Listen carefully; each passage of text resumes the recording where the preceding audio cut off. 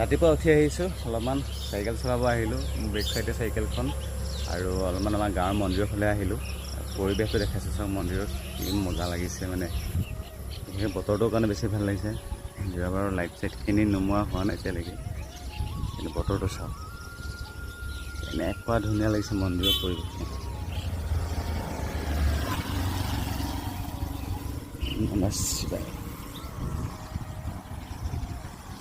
মানে এনেকুৱা বতৰত পৰিৱেশটো এনেই কিবা এটা ভাল লাগি থাকে।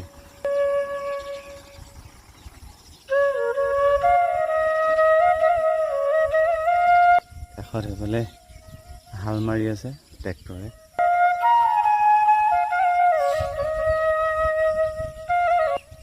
একদম ৰাতিপুৱা, এতিয়া বাজিছে কেইটা, 5:30মান বাজিছে। আৰু এয়া হাল মৰাৰ কাৰণে বগলী আহি গ'ল। ইয়াত বাৰু কমেই দেখিছোঁ, কিছুমান জেগাত যে মানে হাল মৰাৰ পিছতে এগালমান বগলী দৌৰি ফুৰে, মজা লাগে চাবলৈ। বৰ্তমান নাই যেনিবা ইয়াতে। আৰু এইটো সামগ্ৰিক পৰিৱেশটো। ইয়াতে মূৰ্তি এভাগ হ'ব বোলে, ধুনীয়াকৈ ডাঙৰ মূৰ্তি এভাগ হ'ব।